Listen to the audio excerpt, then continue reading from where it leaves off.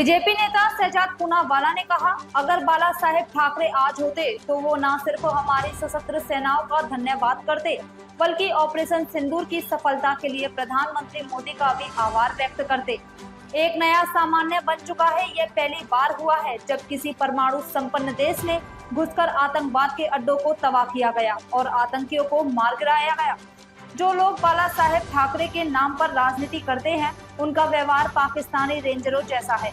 अब वे इस कूटनीतिक हमले, जिसने पाकिस्तान का असली चेहरा उजागर किया है, को टूर एंड ट्रैवल कह रहे हैं।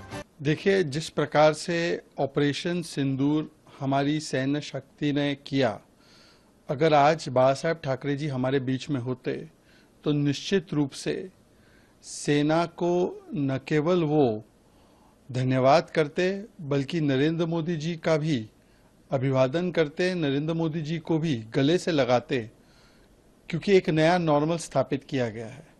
पहली बार न्यूक्लियर देश में घुसकर 9 आतंकी कैंप तबाह करना, 11 मिलिट्री बेस तबाह करना, 100 से ज्यादा आतंकी मारना, तो मुझे लगता है कि ये तो न्यू नॉर्मल स्थापित किया और बाला साहेब ठाकरे जी निश्चित रूप से इसको सही मायने में समझते कि कितनी बड़ी उपलब्धि है। परंतु आज बाला साहेब ठाकरे जी के नाम पर राजनीति करने वाले उद्धव सेना की तरह कम और पाकिस्तानी सेना के रेंजर की तरह ज्यादा बोलते हैं, और इसीलिए ऑपरेशन सिंदूर मिलिट्री स्ट्राइक के बाद जो डिप्लोमेटिक स्ट्राइक की जा रही है, पाकिस्तान को बेनकाब किया जा रहा है, तब वो उसको बारात बोलते हैं, टूर एंड ट्रैवल बोलते हैं। अब मैं पूछना चाहता हूं कि क्या Priyanka Chaturvedi tour and travel पर गई है? कनिमोळी जी टूर एंड ट्रैवल पर गई है क्या जो बाकी के कांग्रेस के नेता है Shashi Tharoor tour and travel पर गए हैं?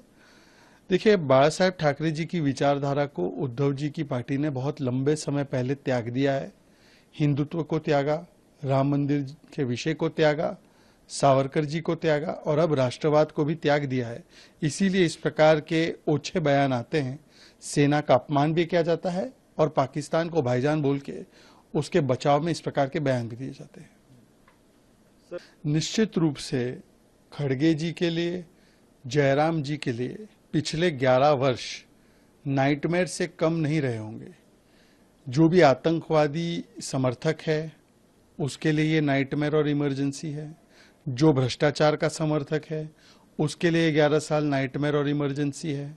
जो डायनेस्टी और अपीजमेंट का समर्थक है उसके लिए भी ये 11 साल जो है किसी इमरजेंसी या नाइटमेयर से कम नहीं है।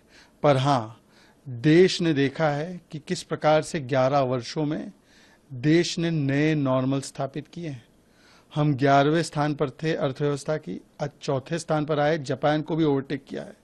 12% की इन्फ्लेशन होती थी, आज 4.5-5% का एवरेज इन्फ्लेशन, और अब इस महीने की बात करें तो 3.5% का इन्फ्लेशन रहा है।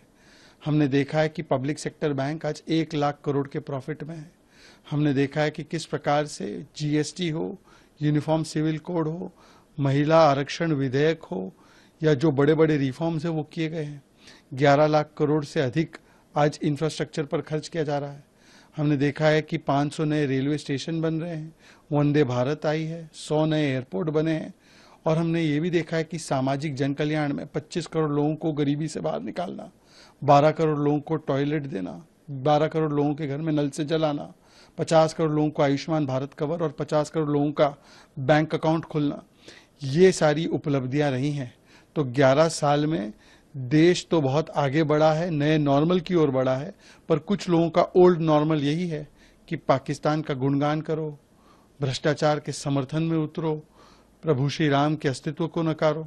तो उनके लिए निश्चित रूप से ये इमरजेंसी के काल की तरह ही है, क्योंकि उनको तो पता ही है इमरजेंसी काल क्या होता है। भाई 75 में, मतलब आज से 50 वर्ष पूर्व संविधान को कुचलने का महापाप इन लोगों ने किया था। ये वो लोग हैं जिन लोगों ने first amendment locker freedom of speech को रोकने का काम किया था। ये वो लोग हैं जिन्होंने हजारों लोगों पर सेडिशन के केस लगाए थे। कम से कम ऐसे लोगों को